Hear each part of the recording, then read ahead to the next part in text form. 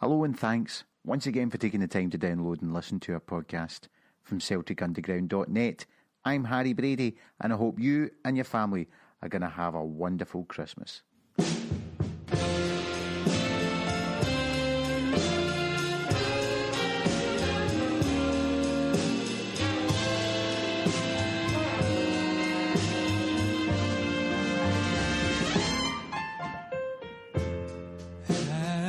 Yourself a merry little Christmas. Now, I had some people thinking there was an ulterior motive to my sensational news Twitter comment this week, but it really was just two things. One, I'd come home from work, put on Twitter and seen that every Celtic fan seemed to be completely obsessed with what position Dave Clark 5 were going to be on in the charts, and I knew that there was a fantastic bit of news coming from how much the Celtic Foundation had raised in the Christmas appeal. They raised £220,000. Now, to put that in context, just 2 years ago the Christmas appeal raised £70,000. It's marvellous. It's marvellous because the work the Foundation team have been doing, to be very fair to the Celtic Football Club itself, there has been Foundation stuff front and centre more and more regularly, mentioned at the AGM with Tony getting to do his presentation. Regularly, if you walk up the Celtic Way, the two banners, prominent banners, either side of the main entrance will be mentioning the Foundation. And if you want to know the difference that the Foundation makes, real difference it makes in people's lives, contact the team, because you'll be truly astounded by some of the transformational work that goes on to take people from the edge of despair to some positive outlook in their life, former criminals, former drug addicts. And then the work that they do, the work we do with autistic kids is some of the best work that's going on with autistic children, severely autistic children in the world. It is really something we can all be proud of. But a quick summary: local families with children, £78,000, local OAPs, £5,000, children's charities, £45,000, women's aid charities, £17,000, homeless, refugees, other vulnerable groups, £75,000. The work that the Foundation has done will ensure that a number of families, over 200 families, 50 local pensioners, will have a much better Christmas than they would have done if it wasn't for the Celtic Foundation and the fantastic contributions made by the Celtic supporters. And I suppose the biggest reason why I was tweeting about it was the frustration I felt that one club, which a lot of football clubs have done fantastic stuff over the last wee while, and instead of football always being the bad guy and football fans being criticised and offensive behaviour at football, like maybe we should spend a bit more time praising football fans for what they did. Rangers got fantastic coverage when their sleep out raised £50,000 for homelessness. The Celtic sleep out was covered in the Blackpool Gazette and Boxing News only, and raised over £70,000. And there's been other events. I know there's been a sleep out at Hampden, and many other clubs have done food bank collections, etc. I think it's about time we started talking up what football fans do and achieve every day of the week. Anyway, enough of my ranting. It's on to the podcast. If you are of a certain age, I'm mid-40s, heaven forfend. My early days as a Celtic memory, you might have similar to mine, are that we were a bit topsy-turvy with goalkeepers. Earliest memories were Denis Connaghan and Ali Hunter fighting it out for the first team spot before Peter Latchford cemented it, and then an injury, pre-season tour injury to Peter Latchford let the door in for Pat Bonner, guest of our podcast, and Packy Bonner was goalkeeper at Celtic for considerable years. And of course, in recent times we've had the fantastic Boric, Foster and now Craig Gordon. So from that early time when I was a Celtic supporter and the keepers were fighting it out, we have our guest today who's chatting with St Anthony. It's Mr Denis Connaghan. If you remember the early to mid Celtic time, then you will remember Denis, who then went on to play for Morton Clyde and played in a junior cup final at the end of his career. If you're not, it's just interesting. I always find to listen to tales of Celtic players from a different time. Anyway, enough of me. This is me, Harry Brady, passing over to him, St Anthony, with him, Denis Connaghan.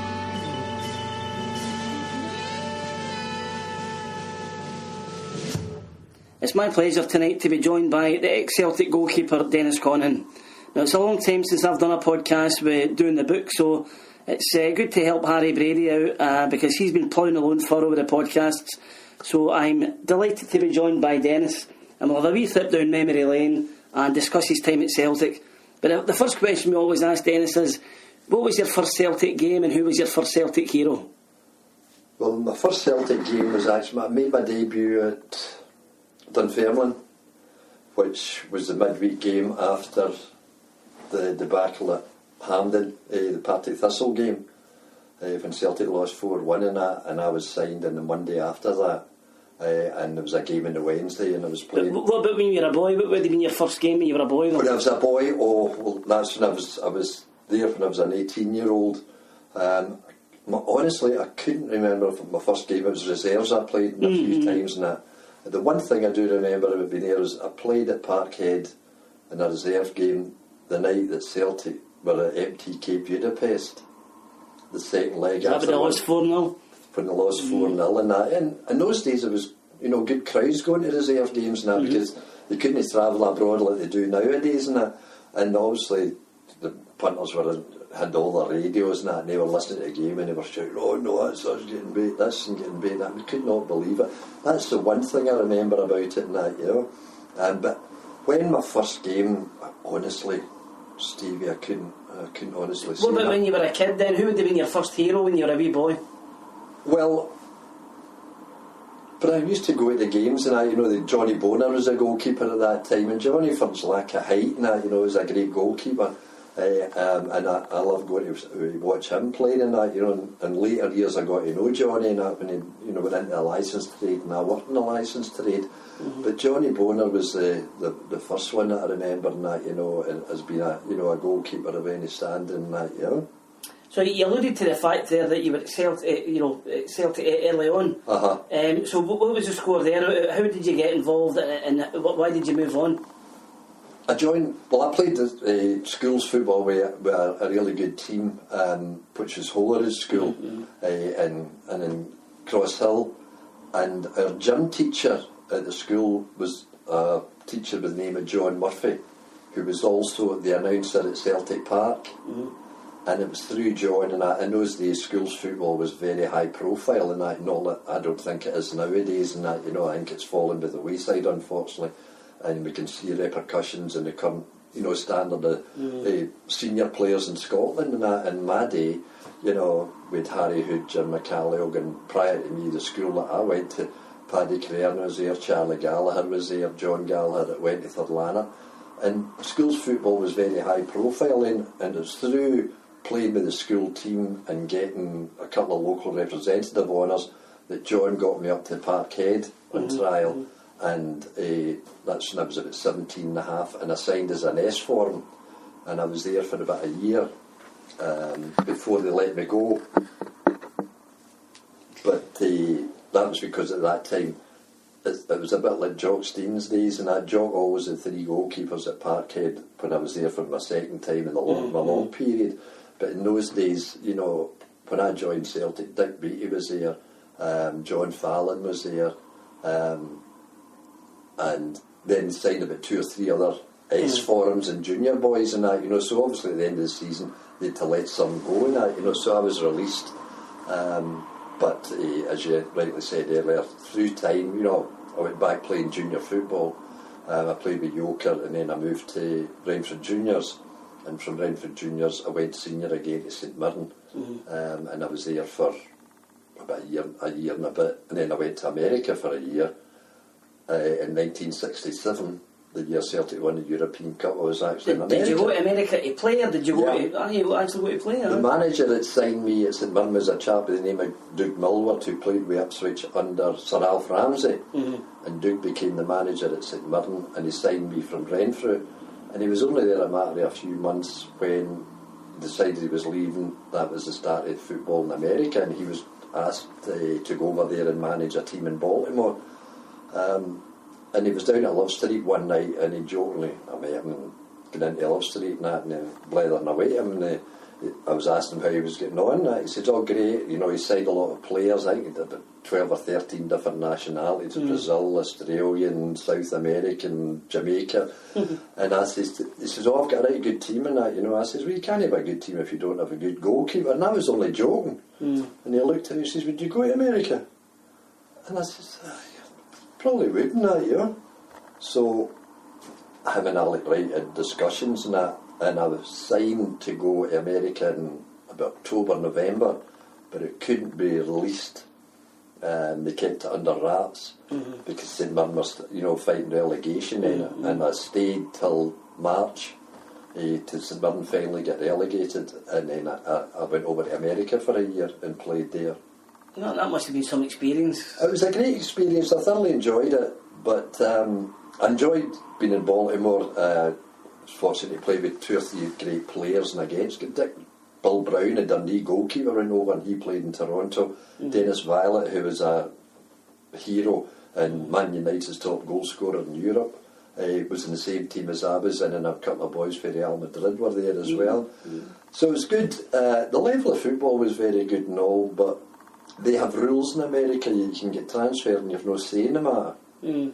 So I was at Baltimore and I was coming home at Christmas, and Doug Milwer gave up the job, and a chap by the name of Gordon Jago took it over. He was a manager. He was QPR, was it? Yeah. Well, he took over the manager's job, and he was wanting to bring in a couple of his own players, and he was wanting me to go to Boston. And I'd spent a year, 9 months or something, getting used to life in America, getting to know people and settling down.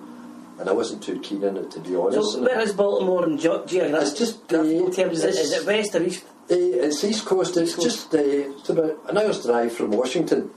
It's about 200 miles south of New York. So I came back home at Christmas and I'd done a bit of training, kept myself fit at Love Street, and that Alec Wright had invited me, told me to come down and keep myself fit before I was going back to America. But the more I was here, and Gordon Jago was pushing the point, no, I'd like to go to Boston and that, you know, but I thought, no, I'm not going to Boston, because I spent a year getting used to people and used to places, and then to go and start it all over again. And Alec Wright asked me if I'd come back to St Mirren, and I said, yeah, I'll come back, Alec. And he had approached Baltimore, and I came back to St Mirren. Do you regret not going to Boston in later years? Not really, no, because at that time I was going with my current one, who turned out to be my wife. And for me to go back there, it was causing problems. You know, I couldn't invite Bridie out to America, and me travelling all over the US, and she stuck in one city, not knowing people and everything else.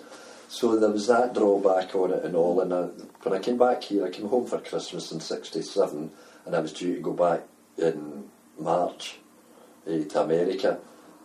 I came back here, I was doing training, I met up with Bridie again and that, you know, and I went back and I thought, no, I'll stay here, I'm quite happy here. And down through the years, I've no regrets at all in that, you know.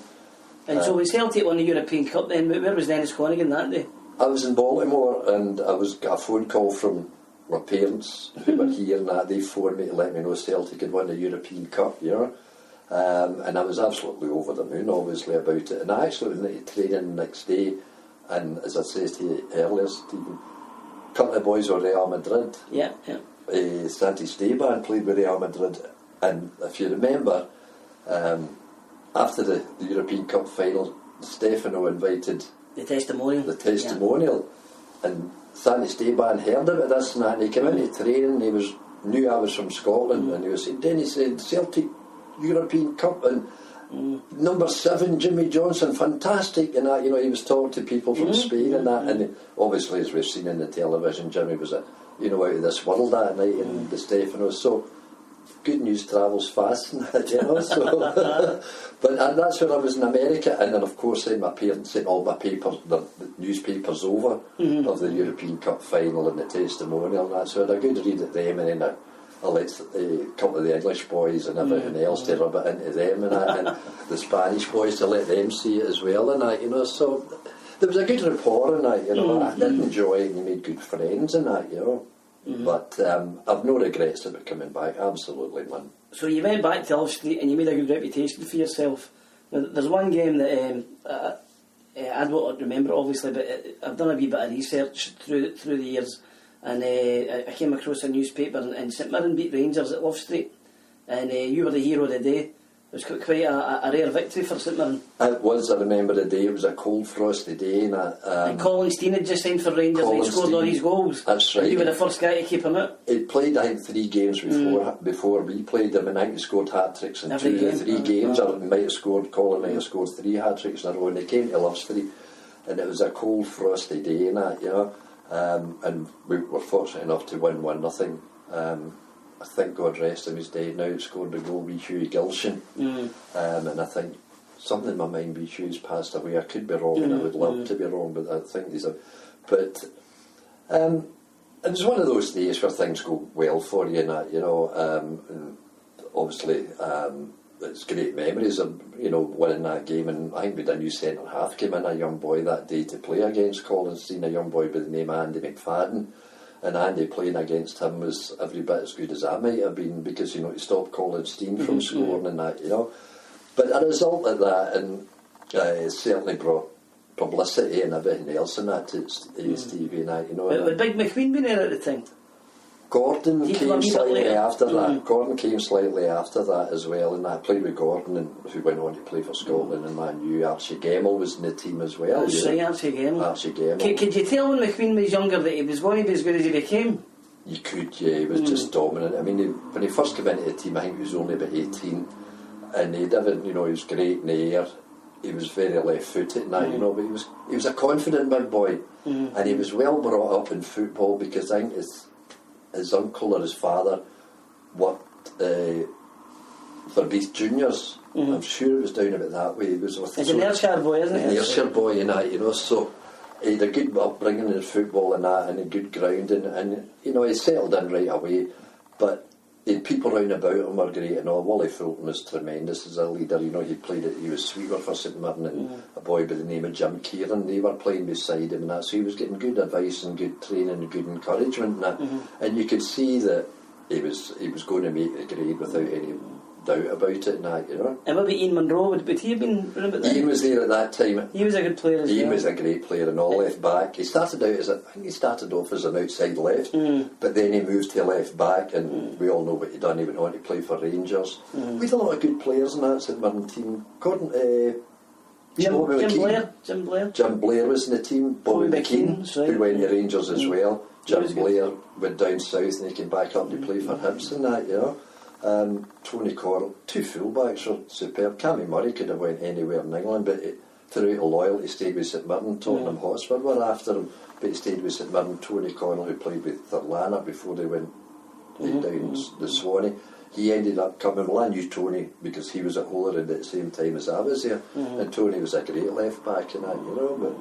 But so in that, throughout that team, there was really good top class players in that, you know, you were fortunate enough to play with in that, you know. So 1971 came, and St Mirren got to the semi-final of the League Cup, and you had a good game at Hampden, even though Celtic won 3-0. Nothing. But you might not have known what was round the corner, because you alluded to it at the beginning there, that in the final Thistle gave Celtic a doing before one, and Evan Williams sort of really wrongly took the rap in a lot of ways for the goals. So within a matter of days, Big Jock's in the transfer market, and he's after a goalkeeper, and you came. So when did you first have an inkling that something was happening? This might seem strange, but I had an inkling a few times, because any time there was any problem at Celtic Park, and as you rightly alluded to there, a lot of the time the goalkeeper took the brunt of it at Parkhead, and that, you know, okay, we were all infallible, we made mistakes and everything else, but 9 times out of 10 the goalie would take the blame. I think the only goalkeeper that never get blamed for any was Ronnie, you know, because Ronnie would be pointing his finger blaming somebody else, you know. If you let in a goal and let everybody, Ronnie's lost bad goals in his day and all. But as I said earlier, Stevie, the announcer at Parkhead was John Murphy, and a couple of times he'd mentioned to me And also a school friend of mine was actually Jock Steen's son-in-law, John Garland, who married Ray Steen. And John and I and Harry Hood were friends even after we left school, and a couple of times when we'd meet up to go out for a meal or something, John would mention, I think the big man's coming to talk to you, I think the big man's coming to talk to you. But it never materialised. And the night of the cup final, the Partick Thistle game, we met up with John again and he says, the big man's going to phone you the weekend, Dennis, and I says, John, I've heard this 17 times for you now, you know. But sure enough, I got a phone call, and it was Jock Steen himself and that, you know, about coming to Parkhead. And he says, I'd like to meet up with you. He says, I'll meet you at Root Glen. I was working in Barhead at the time. He says, I'll meet you at the car park in Root Glen. I'll have a discussion with you and that, you know. I says, fine, Mr. Steen, and I look forward to it and that, you know. But an hour later the phone went. He says, Dennis, I changed your plans. Meet at Love Street. Spoke to Wilson Humphreys. We're in agreement. He says, if you want, we'll meet at Love Street and see how the deal can go and that, you know. So that's what happened on I think it was the Tuesday. I went down to Love Street, met Wilson Humphreys and that, and discussed the situation about they were quite happy with the transfer fee, and they were willing to let me go and that, you know. So it was just a case of myself talking to Big Jock and that, you know. And I don't think there was going to be any problem with me, you know, looking for the skies or anything else and that, you know, to look for anything untoward, because there was set rules at the part and that, you know, that was the starting wage and that was it, and bonuses and everything else. It was the European Cup players and that were probably on a bit more, and rightly so and that, you know. But if you were signing for Celtic at that time, that was the first team wage and that, you know. So I wasn't going to jeopardise anything or look for the moon and that, so I was quite happy to sign for Celtic at that time and that, you know. And there wasn't any problem in that situation, that, you know. So it was something I was looking forward to, that, you know. It's funny you're talking about the boy Garland. There's a football book I've got, and it shows you a photo of his wedding, and you're in the wedding photograph. And Colin Jackson's there, that's right. And he's wearing a white. He unusually, everybody's dressed in black. For some reason, he's got a white dinner jacket on. It looks like James Bond. Colin's was a big smoothie. Well, what was what he said? What's the link with Colin Jackson? Why would he have been there? It just came out of friendship and that, you know. I don't know. I used to go to a pub after a game on a Saturday night. A friend of mine, after I came back from America. My father wasn't well, and there was a nurse was looking after him. She would come in and look after him, and her husband was a publican who used to go to Holyrood, but he was a few years ahead of us. So I went down to this pub a couple of times, and the person was actually Willie Fernie's brother-in-law, Norrie Douglas. So I got friendly with Norrie and that, you know, and then John Garland and Harry, we were friends as well, so we'd go there for a beer and that, you know, or if we were going out for a meal. And then Big Colin came in the scene for some reason. I don't know how Colin eventually came on the scene, because I think you get friendly through, you know, just after the game friendships now, because there wasn't there's a rivalry on the park, but a lot of players were friends off the park as well, and that, you know. Danny McLean, I became very friendly with George McLean and that, you know. When we used to meet up the town after a game, he was with Rangers and that, and after he left St Mirren, he was at Rangers, and Dixie Deans would be there. A lot of the boys who used to go into Reeds and Hope Street and that, and meet up there, and then just go our different ways. Some would go to dance and some would go home and that, and meet up with their girlfriends or whatever. And there was that kind of clique of players, and I think it might have been through that Colin was just part of that, you know, and he became very friendly and that, you know. I just wonder, because that white jacket on, he stands out a mile. Apart from being the only ex-Rangers player, he stands out a mile with the jacket. So within a matter of weeks of joining up at Celtic, you played your first Celtic Rangers game in the New Year game. And it's quite a dramatic one. It's one each. It's going into injury time, and the last guy in the park you would expect to score the winning goal was Jim Brogan. And Jim scores with a header. And the reason why I bring that up is that there's a nice photograph. You see Brogan scoring, and down the other end of the park you can clearly make out your silhouette, and you're doing a massive leap in the air just as the ball hits the net. I remember Brogan Jim never scored a lot of goals, but I remember that day and that, you know. And as you rightly said, it was nearly just the last minute or two of the game and that, and what I remember about that game was Davy Hay was playing, and Davy and I ran towards each other. And then all of a sudden, Davy stopped and says, "Oh no, we better get back into position again," and that, you know. The two ran and then stopped and came back. But I remember it, you know. It was that was my first game in an old firm game, and everything was totally different. You know, the atmosphere and also the tension and everything else, and to score a goal in the last minute or two, you know, it was absolutely tremendous. And for somebody like Jim Brogan, who wasn't the most prolific of goal scorers and that, you know, it was a big thing for him as well, and that, you know. I mean, Jim must have played something like, I don't know, off the top of my head, 300 games for Celtic. And actually one he's always remembered for is obviously getting that goal. That goal, yeah. His claim to fame. Well, he didn't let you forget it either, and that, you know. I bet he was proud. Well, there again, I knew Jim Brogan after, you know, from the football, out with the football, because Jim's family his parents lived in Pollock Shields, just round the corner from where we were, and they were in the flower business, they were in the florist business and that, you know. So I got to know his mum and dad and that, because we stayed there and they were only round the corner and that, so I got to know Jim and I got to know Frank and that, you know. Well, Frank was at Barclay at the time I was there as a schoolboy and that, you know, so I had prior knowledge to the family and that, you know, but Jim was... He was 100% no, you know. Jim was a diehard. You say he was a character. He was quite you know, strong-willed and strong-minded and that, you know. He certainly liked to put his point across and win his point and that, you know. As far as I know, he's not in good health just now. I've heard that for a wee while, you know, but it's sad to hear because, you know, it's more and more happening, Stevie, you know. I'm dread. I'll need to phone me Bobby Lennox and actually find out, because I've heard that many stories of other ones, and you know, and I don't want to mention too many names. I know, There's person between us. Yeah. I see Big Billy on the television. He doesn't look well in that, you know. Tommy Gemmell is upset. He's not too well. I heard the other day that Harry Hood's supposed to be not well. I know Harry had a touch of cancer and that, you know, but from what I read in the paper, I thought he was over the worst of it and that, you know.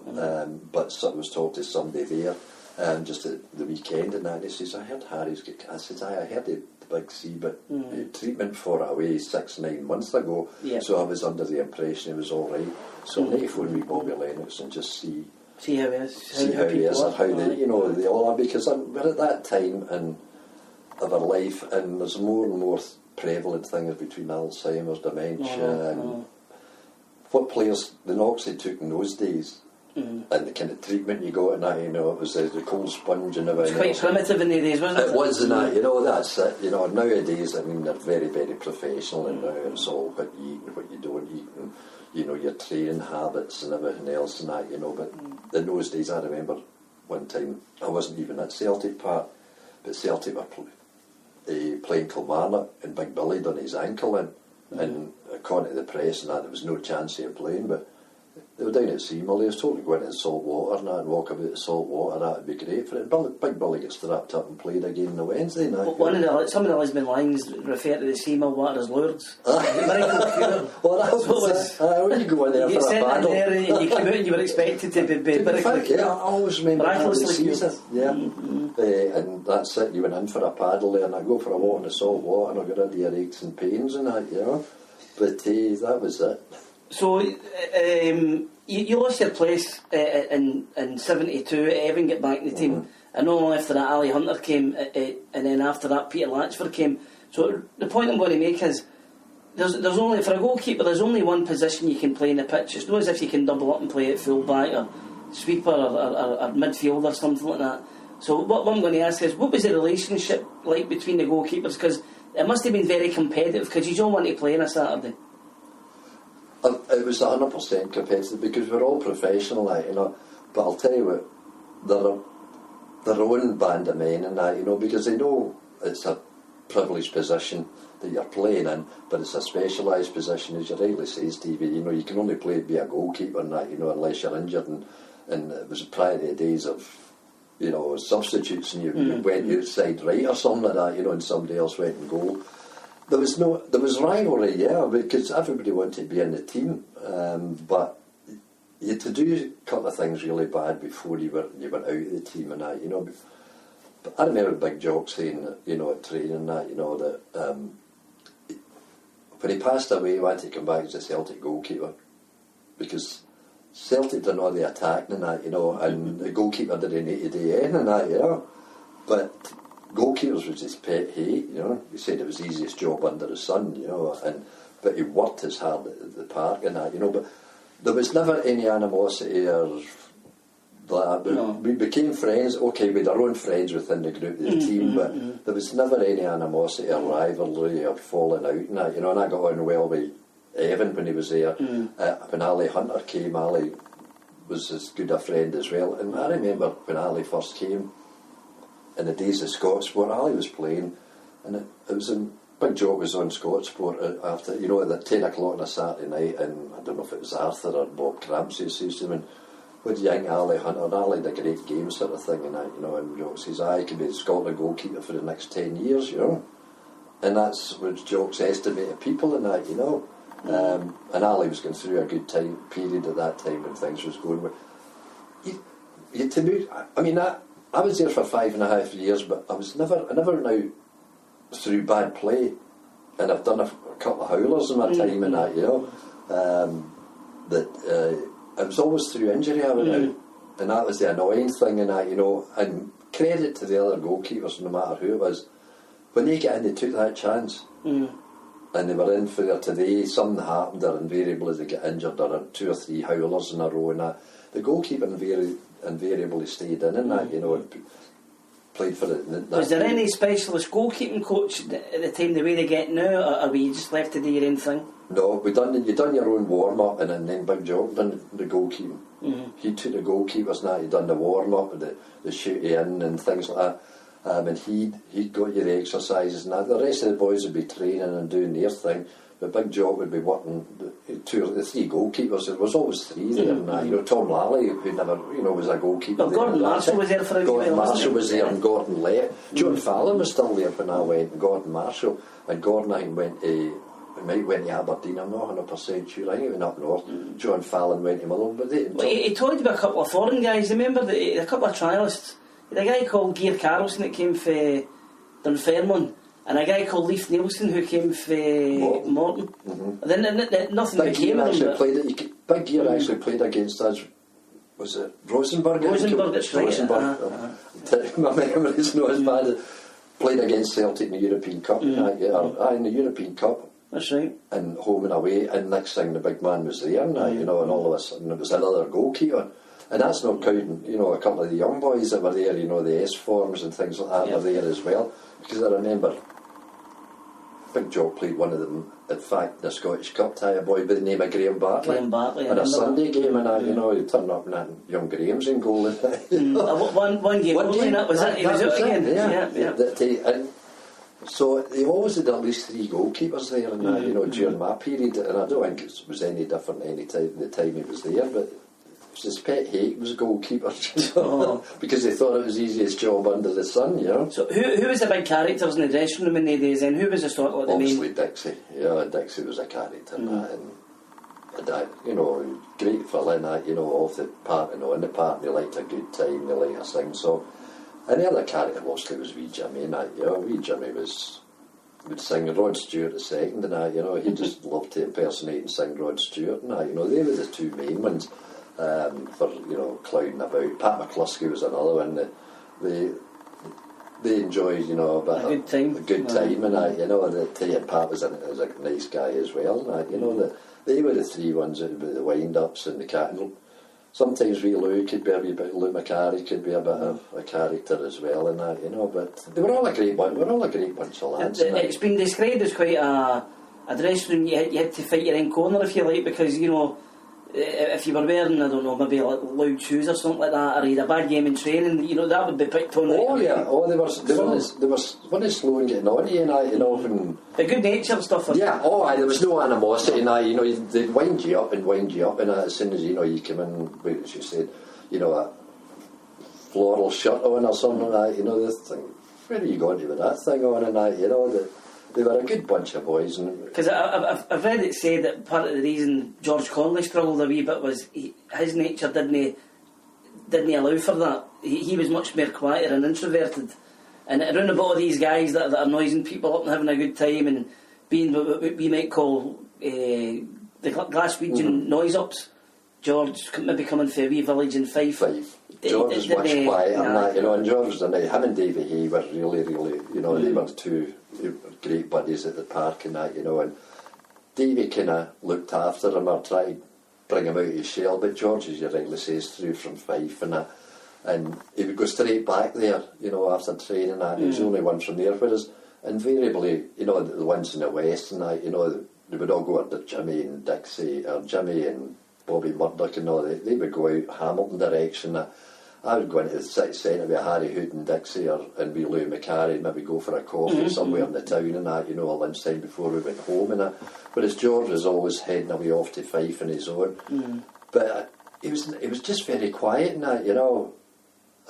Great player and such a... I was about to bring that up, but you probably saw him at close quarters because he was the sweeper and you were the goalie. I mean, how good a player was he at his best? He was absolutely magnificent, George. And nothing ruffled him and that, you know. He was very much like Beckenbauer and that, you know. He kind of glided over the ground and that, you know, and he could read things and that. Okay, Big Billy beside him and that, to help him along. Bobby Murdoch was there and that, the good advice. But he just covered the ground and a great passer of the ball and that, you know, and you know, he could beat a man in a sixpence and that. George did everything. It was just such a shame the way he went out of the game and that, you know, and it was a loss to the game really and that, you know. He could have, the standards he could have reached was unbelievable. And I was lucky enough to end up playing with him once way after that. And it was junior football. Oh, is that Socky? Socky. George went to Socky and that's where he finished up and that, you know, playing football through there. And I ended up getting picked for Junior Scotland, and the manager of the team was Big John Hughes, Yogi, and he picked me and he picked George Connolly in that squad, and I met up with George, you know, a few years How was he in later years then? Did they He was good at that time. As far as I know, he's still doing all right, because I'm still working, you know, and for a period of time with the company I'm with, I was through in Fife doing deliveries and that, you know, round the area where George stays, and I'd asked a couple of people about him, the chemist shops that I was delivering. I'm saying, I believe George Connolly comes from Valleyfield, just the next village they were. So big man, he's driving a taxi and that, you know. And I thought to myself, that's good then. That's the only knowledge I had of him, but at least he was still... well, his son goes on Twitter, and does he? Yeah, and apparently he's in a good place. You know, he's happy and he's contented, and you know, he seems to be moved on a wee bit in later life, which is good to know that. Well, that's why I was glad from that. I'm talking about maybe 4 or 5 years ago when I'd done a lot of the Fife runs, but I'm down in Ayrshire now. You know, I made the inquiry when I was delivering that because I was in High Valleyfield and everything, next to it, and I'd saying, by the way, George Connolly live about here. Oh, aye, big man, I drives a taxi and I'm saying that's good and you know, if he's ever in, tell him that boy Denis Connaghan was asking for him and that, and just left it at that, you know, because as we said earlier, you know, talking about at the age that we're getting to now, you often wonder and worry how people are getting and that. And George, we hear things. I mean, I got a Christmas card there for Harry Hood, and I got one for Big Billy there a couple of days ago and that, you know, and Big Billy Liz sent me his new address and that, you know, because I didn't know he had moved. I knew he stayed over when he stayed in the Mearns. I'd been in his house and that, you know, but I didn't know he'd moved and that. So there's still that relationship, and occasionally I'll phone with Bobby Lennox and that, just to keep in touch and see how things are and that, you know. So when you played that international thing for the Scotland juniors with George, did George reminisce about the old days? Oh, was he happy to talk about it? Aye, George, aye. It was great. He said, oh, it's great to meet up with you and that. And we were stayed down at Largs and that, because the game was down there and that. We stayed down at Largs, we had a good blether, and I talked about the old days and that, you know, and how things had moved on and that, you know, and he didn't want to bring up, you know, anything personal and that, you know. He done what he'd done, and he decided what he was going to do, and nobody was going to change his mind and that, you know. But it was just, from that point of view, it was good seeing him that he was still back involved in football, and he was recognised as the player he was and that, and he strolled through that game, you know, the Junior Scotland game and that, you know, and as I said there, to find out a few years later again that he's still, you know, things are going well with him and that, you know, and that's all you want to hear of the people and that, you know, that because sometimes it can go really bad and that, you know, but I was pleased that everything went well for him. So 1974 was your best year at Celtic. Now the first thing that came across in 74 isn't a particularly pleasant memory. It was Atletico Madrid.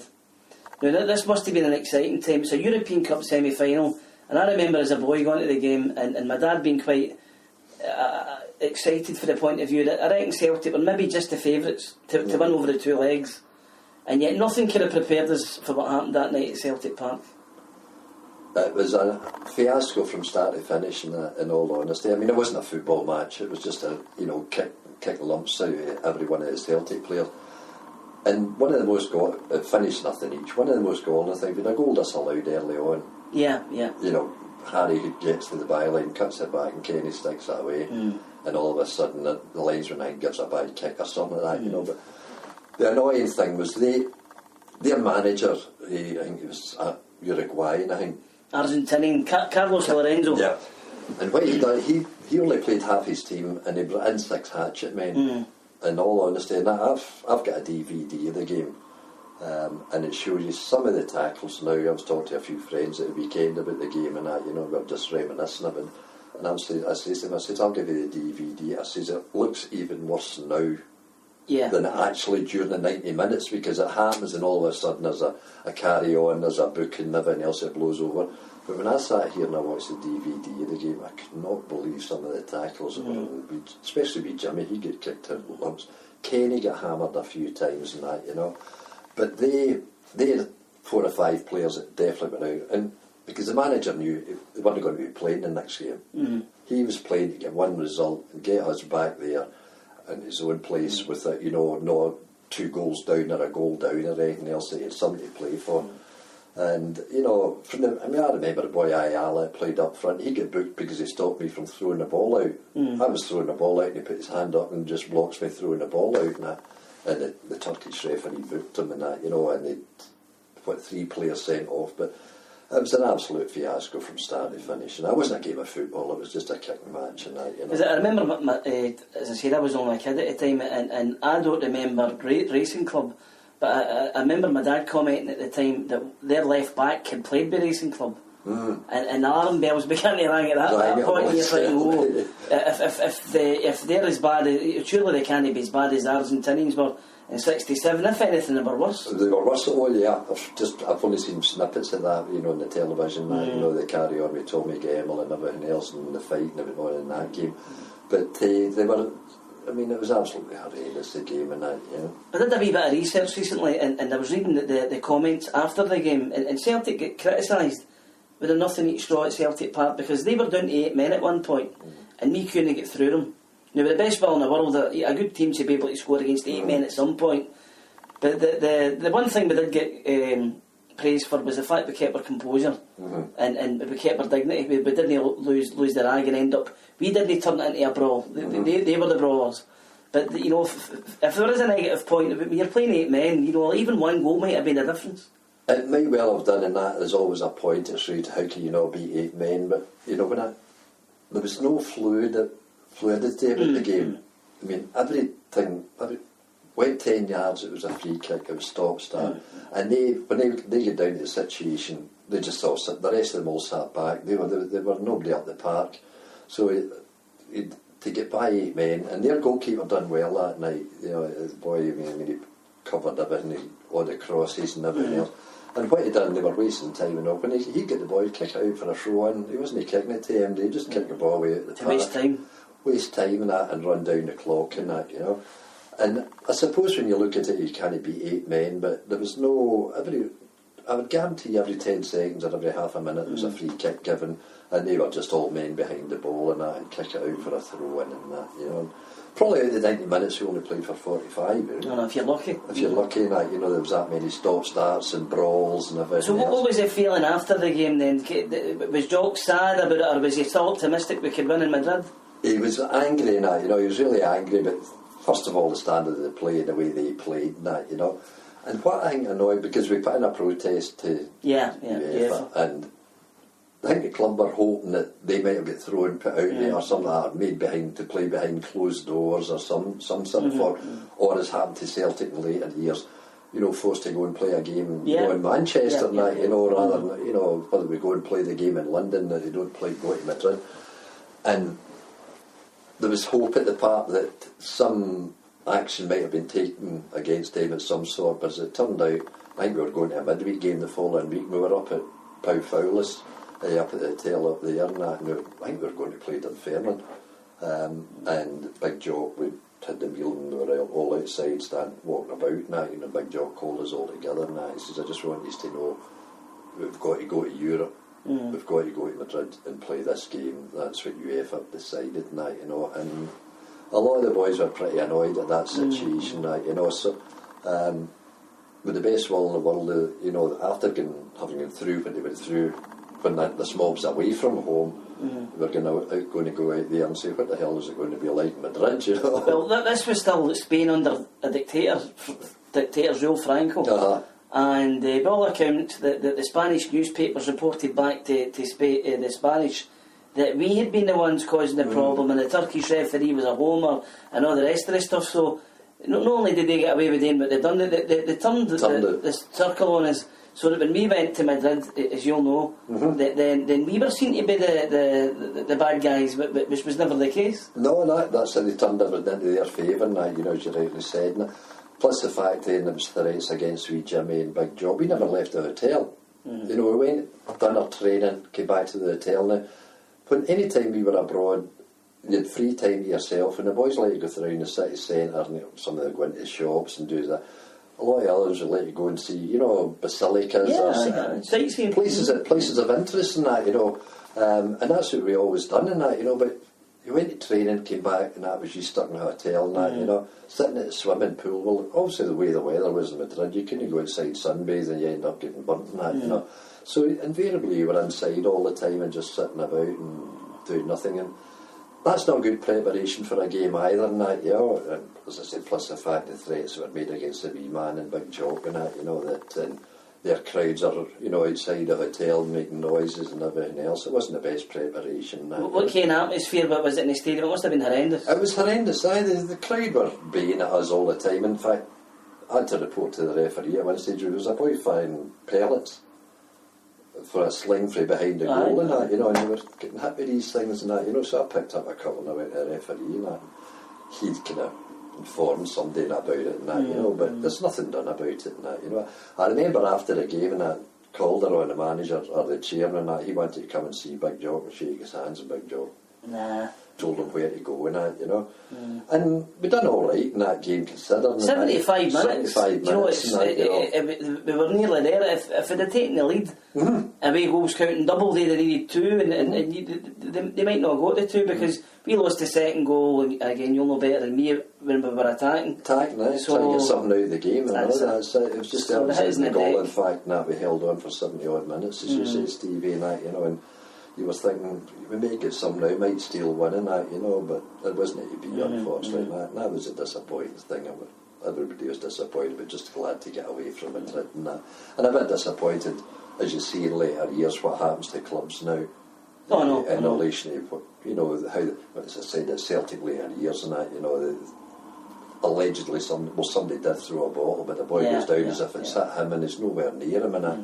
And Celtic, you know, they qualified for the game and they won the game. Fair and square. Aye, that's it. They'd won it fair and square, but then they were forced to go and play at Manchester again and that, and lost 1-0 and that. You know that how UEFA changed in the late years with their rulings in relation to crowd behaviour and everything else, and what people do in the park and everything, and players do in the park and that. You know, it wasn't. Unfortunately, it was before our time. But on a happier note, they came home from Madrid and we get 9 in a row at Brockville.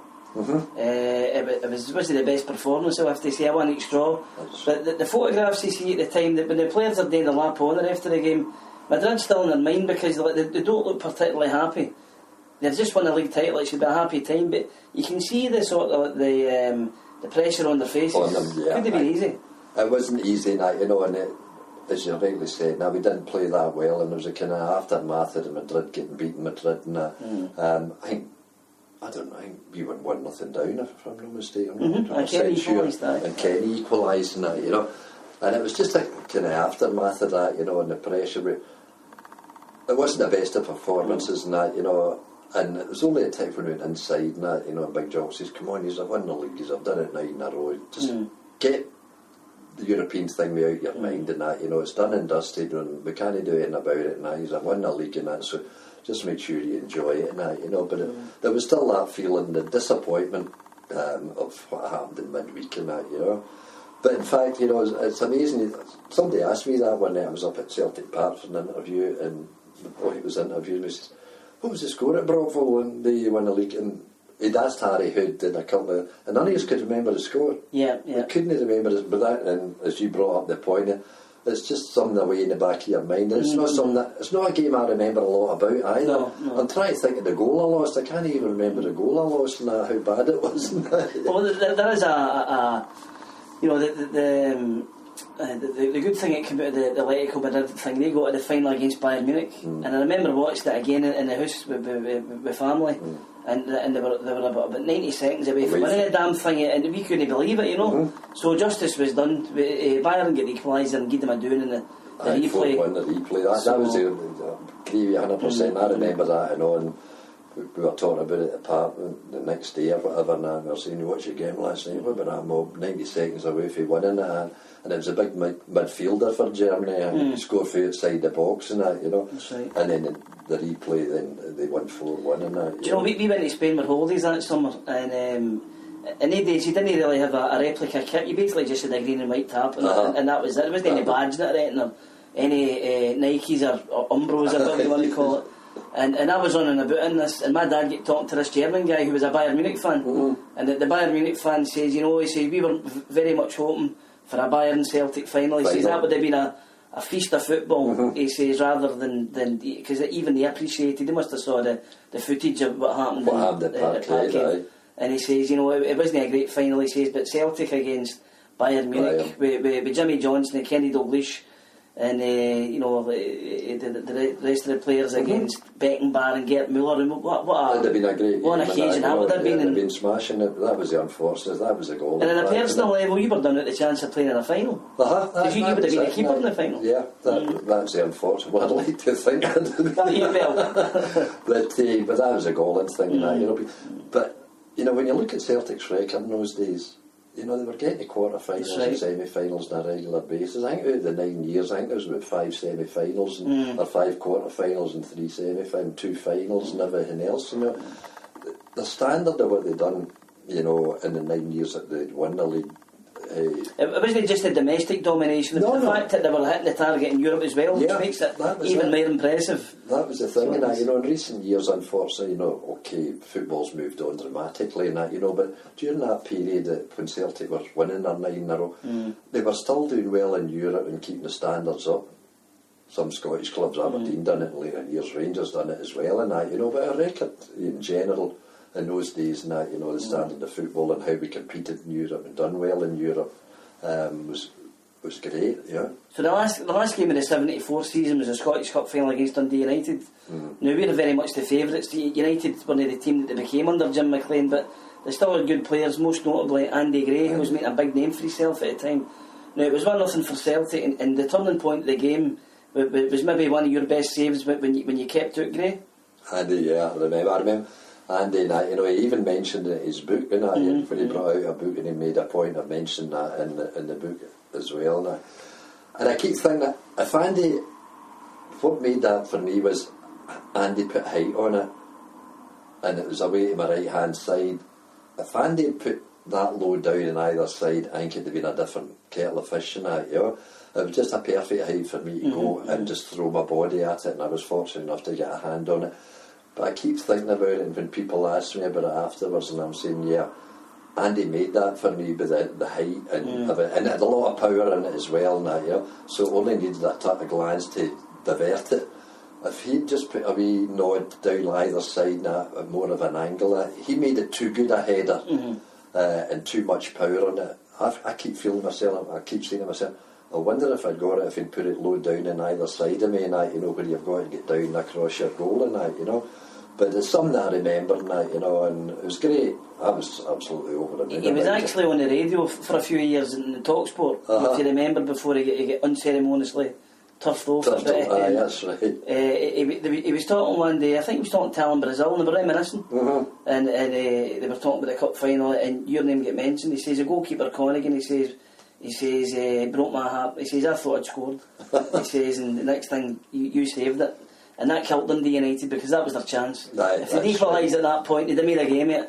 But as it happens, we went on to win 3-0 and fairly comfortably, which was good for us. It was great for me, you know, because I know when my first season at Celtic Park, I played, you know, from about November through to about March. and then I picked up an injury and I was out of the team, and Evan came in, and that was the year Celtic went to the cup final and won 6-1. They beat him 6-1 and that, you know, and you keep saying to yourself, well, good luck to you, Evan, you went in, you took your chance. But I'm saying to myself, it could have been me and that, you know. And then another year goes by, and Ali Hunter was in goal, you know, and then Rangers won 3-2, and then another year goes by and it comes up and you're wondering if you're going to be in the team or not, you know. And I was fortunate, you know, that I remember we were down at Seamill, and there again, you don't take anything for granted, and you're down at Seamill and you're in the dressing room and Big Jock hasn't announced the team and that, you know. And of course we've been having the team talk back at 12 or something like that, you know, and then it says, right, the team is such and such, and it mentioned that I was playing, and Grunt Ali turned around to me and says, all the best, big man, good luck to you, and that, you know, that was it, that was it, you know, thanks Ali, and that, you know. Unfortunately there's 2 years there and only 1 is going to play, you know, that's it, the way it is, and you know, and I had to phone home and say, you know, phone to my house and say, look, and it was my mum, I says, Mum, tell Dad I'm playing the cup final, and that, you know. Just so that, no, because he didn't know it, then at half 12 there was nothing divulged and that, you know. And so after you've made a save in the cup final, for example, right, but Jock had been full of praise for you after the game, or was it just a case of that's what you're there for? It was almost that sort of thing, and that, you know, that you know, he didn't make a point of saying that it was a great save and that, well done and that, you know, because Big Billy, he was talking about something, and Big Billy says, what about the save the big man had and that? He says, virtually it was one of those, that's what he's there for and that, but it was a good save and that, you know.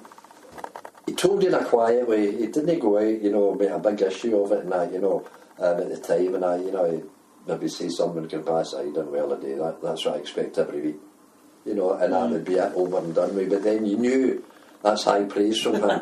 You knew that was high praise from him, and that, you know, that. And okay, that was one instance in the game, and I still remember other aspects. Harry Hood was fabulous that day. He was good, was he? Harry was great that day, and that, you know, and he made a couple of goals. You know, Jim McLean said before the game, I don't know if he was maybe trying to pull our chain, but he said Celtic only have 2 class players, Dalglish and McGrain, which is no doubt they were class players, but there was more than 2 in that team. Oh, that Stevie Murray was a great player. Well, you've got Stevie Murray, you've got Jinky on the wing, Davy Hay, you know what I mean? There's a whole number of players there, so I don't know what McLean was trying to achieve, but I think the likes of Harry took up the gauntlet, and they thought, do you think so? And on the day, Harry had won his games, scored one and created other 2, I think. He made 2, because he made one for Dixie, he made one for Stevie Murray, and that, you know. The game's done at half time. Aye, that was it. No, that was, you know, it was a great memory, and that, you know, that's what I remember at the time up, that Harry made a run for me, and that, you know, because Harry knew it was my first cup final, and that, you know. And somebody had asked him after, what do you make a rush for the big man? He says, I knew it was his first cup final and that, big medal for him and that, you know. So that was a nice plus the friendship we had from school and that, you know, it was great and that, you know, it was a great day.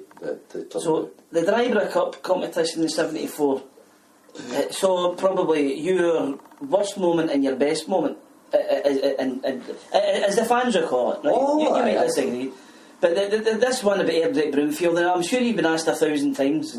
You know, the fact remains that you scored an own goal, a bit of a freak own goal. So, in your own words, what happened? See, if I try to do it again, I probably couldn't do it. It was actually I got the ball, and I went to throw. I shouted to Danny McGrain. Danny was at left back that day, and I went to throw the ball out. And honestly, I was 12 yards out of goal. I was out running a bit of penalty spot, just slightly to the right hand side of the penalty spot, and Danny was at left back. And I went to throw the ball to Danny, and when I shouted at Danny, this player ran towards Danny to block him off, and I tried to stop myself from throwing it, and the ball flew out of my hand, way behind me into the back of the net. And you can imagine, I mean, as you rightly say, Stephen, I made the front pages the next day, and on the front page of the Sunday Post or the Sunday Mail, there's a photo of the dugout, and Big Jock, Nearly Mocking, and Bob Rooney, the 3 of them are sitting there, and Sean Fallon, sorry. They're sitting there and they're all laughing, and the headline is, what is Big Jock and his staff laughing at, you know? And this is it. It was my goal and that, you know. And Big Billy says to me, Dennis, you made it look 10 times worse running after it. Which I did. I ran back to try and get it, and I'm still asked to this day about it. And that's the thing that they all remember. Do you remember that day you scored? You threw the ball into the back of your net at Broomfield. What was the players' reaction then? They were just dumbfounded, and that, you know, they were in the shower saying, "What were you doing, big man?" And that, you know. And I said, I was going to throw it to Danny, but the fella went to close him down, and didn't want to put Danny in problem. I tried to check myself out, and it was just the way. And more importantly, what did Big Jock say to you after? I think it was something along the line. He says, "Dennis," he says, "you're worse than Frank Halfie. At least Frank could sing." And you're like that, you know. But a matter of days later, we play Rangers in the final at Hampden. It's a smashing day, it's a smashing game, and it goes to penalty kicks. And the penalty kicks were taken at the Celtic end in front of the Celtic supporters. And you saved 2 and Celtic won 4-2. So that must have been some feeling. It was great. It was a tremendous day. I mean, it was, as you rightly said, it was a fabulous day, fabulous game, scorching weather. And the other thing I remember about it, that was the year they had no offside. Yeah, you could only be offside. They extended the 18-yard box out of the touchline, and you could only be offside inside the 18-yard line. And as I said, it was roasting and that, you know, and the players were exhausted because, you know, they were leaving men right up in the edge of the 18-yard box. So the game became more and more. It was more like a game of basketball because it was up and down and up and down. Yeah. And it was one of those days. Unfortunately, I think we went in front twice. And one of the Rangers goals from memory was actually a deflection. It came off Paddy McCluskey. And but when it went to time up, I was always quite confident about, you know, saving penalty kicks. I'd done no bad at Love Street when I was with St Mirren. I had quite a good record. And I knew with Tommy McLean, he'd scored against me at Love Street one time and after Rangers and that, you know, so I was reasonably confident about it, you know, facing it. I would always try and make an effort to get guess right and that, you know, and unfortunately on that day, what made it, you know, get my dander, I was, our number 1 penalty kick taker was wee Lemon, Bobby Lennox, and we Bobby took our first one and missed it, and that sort of put a bit added pressure on and that, you know.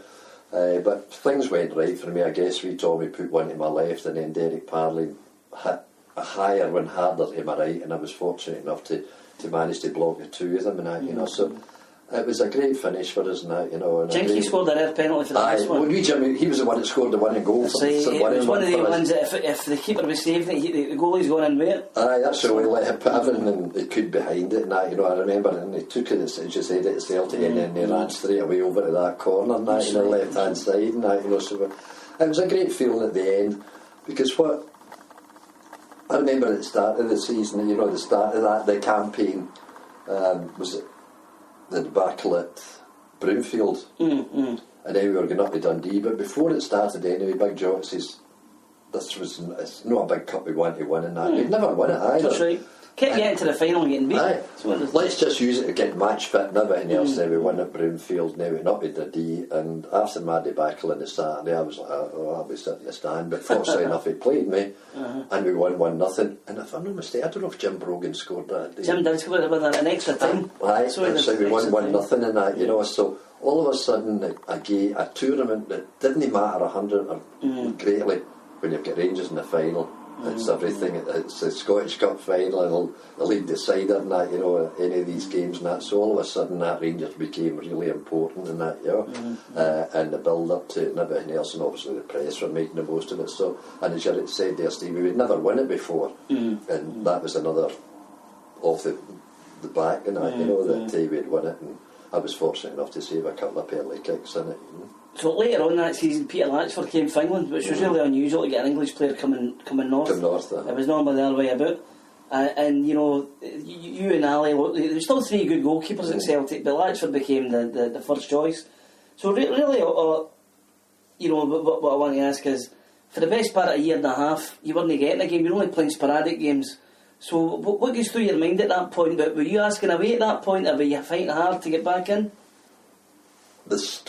There's an article came out in one of the papers not so long ago that I'd actually asked to leave Celtic Park, but I didn't actually ask to leave. Big Jock asked me if I fancied to go to Clydebank. I hadn't, as you rightly said, Steve, you're only playing every second or third reserve game and that, because Ali Hunter's there, Big Peter's there, he's in, and Big Jock signed him, so he's going to stand there. There isn't even a substitute goalie placed in the bench these days. No. That's just so you're playing every second week in the reserve team and that, you know, and as I say to people, they say, why do you leave?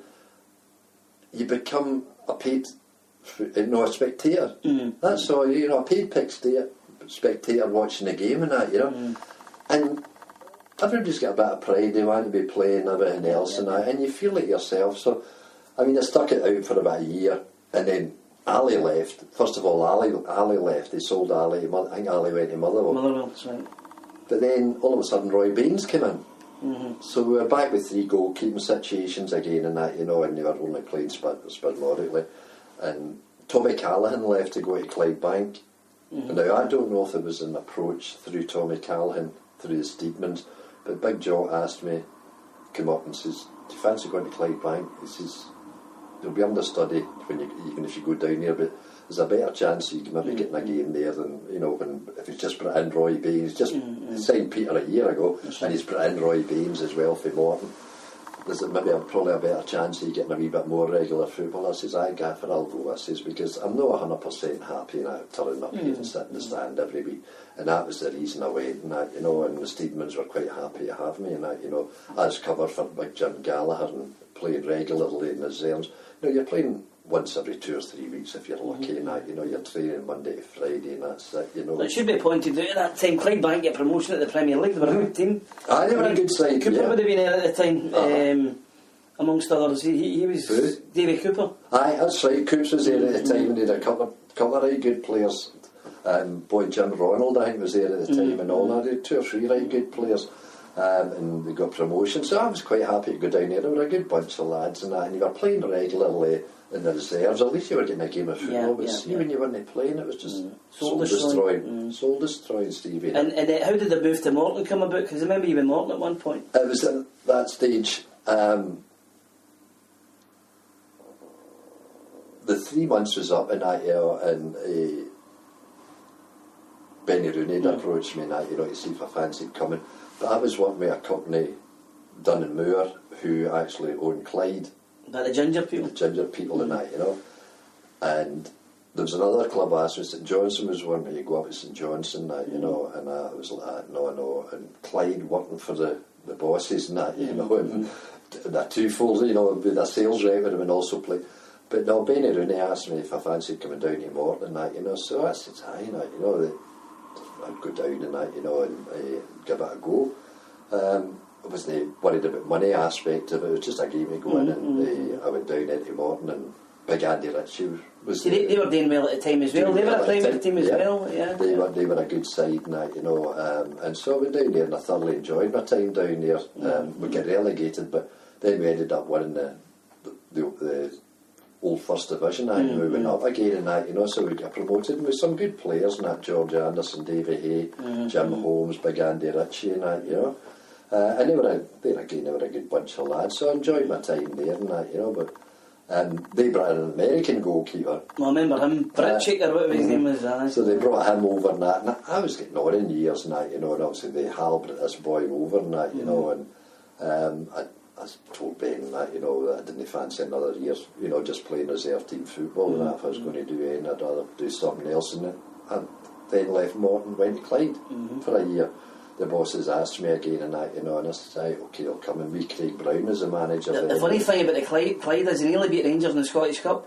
That's right, I never played in that game. I thought you may have played in that. No, I never played. Davy McWilliams was in goal. Oh, right. The young boy Davy McWilliams was in goal in that. Because I think Clyde were 2-1 up, about 10 minutes to go, and Rangers got a late equaliser, and I always remember that day. It was kind of annoying. Aye, that's annoying. But and the young boy McWilliams done very well in that, you know. And after that, I had a year at Clyde and that, and then they were bringing in a couple of players and decided, enough's enough, and I went back to Atherley for a year, and I enjoyed my year at Atherley. A year and about 15 months I was down there, and we got to the final of the Scottish Junior Cup, you know. Well, the point I was going to make is the last time I certainly remember you playing, but it was live on the telly in the Scottish Junior Cup final, and apparently Paul beat Atherley 1-0, and if I'm right, Stevie Fulton's dad scored the winner. So again, there's a wee Celtic link to that, you know. That's right, yeah. That was it. goal in that day. They beat us 1-0 and that, you know what I mean? It was a great day. The weather had been pouring all week and Hampden was kind of waterlogged and that, you know, there's a lot of surface water on it. But I remember a goal, Norrie Fulton, God rest him, he only died there in the last year and that, you know, Stevie's dad and that, you know. But he was a hero at Pollock and that, you know, and I kicked the ball out and picked up into the other half of the park, and one of their centre-halves headed it straight back into our half. All our defenders just stood, and we Norrie read it right away, and he got through, and as I was going out to try and get it, he got me in first and he lobbed it in and that, you know, and it finished 1-0 and that, you know. I still take stick for the Pollock fans because I'm very friendly with one of their die-hard supporters, and after dinner speaker, Bill Copeland and that, you know, and Bill sends me a text every Saturday night and that, you know, with all the scores and everything else, and I still keep in touch with him because we do our own annual dinner up here and that, you know, and Bill comes up and does his MC, but he still gives me stick for the Pollock game or any time I'm down there and that, you know. So that was the end of the road at Arthurlie then, and you wound down. So there's just one thing I want to bring up before you go. There was a guy I worked with, a guy called Stephen McGowan, and his dad was one of the Holyrood goalkeepers, I think, about the same time as you, Kenny McGowan. So through him, he would just like to say hello to you, and for all time's sake, and for the old Holyrood days. Well, Stevie, I'm delighted you brought that up. I remember Big Kenny was a big lumpy laddie and that, you know, and he was a good goalkeeper. Same position as myself and that, and a lot of competition. But I'm delighted he's still in the go and that, you know, and he's still living in. I pass on my kindest regards to him. I hope he's in good health. There's the old goalkeepers union getting together again, Dennis. That's a close shop. It certainly is. So thanks for the memories through the years, and the very best wishes for the future. Stevie, it's a pleasure talking to you. I hope I've given you some information you've enjoyed. I've been as honest as I can be in that, you know, but it's been a pleasure talking to you.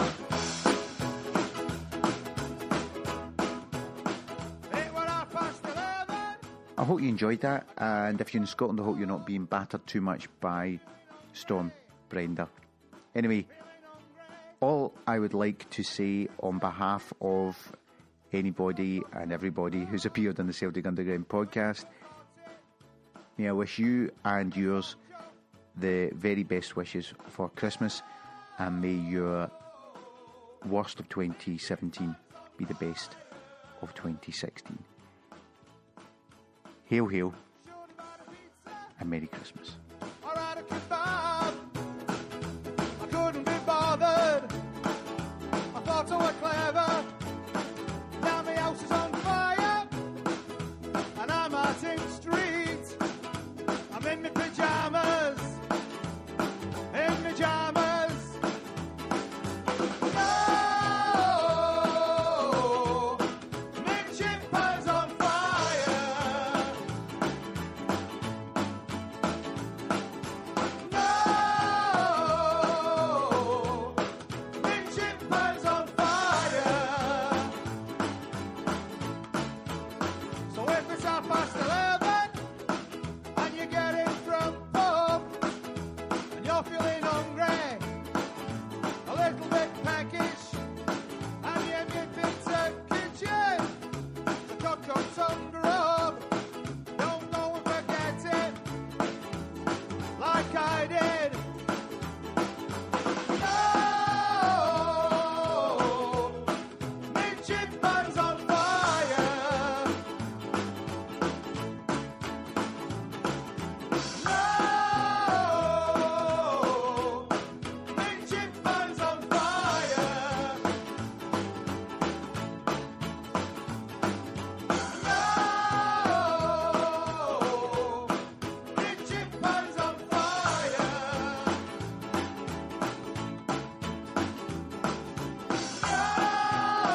No, my chimpan's on fire. Dial 999. Emergency, which service do you require?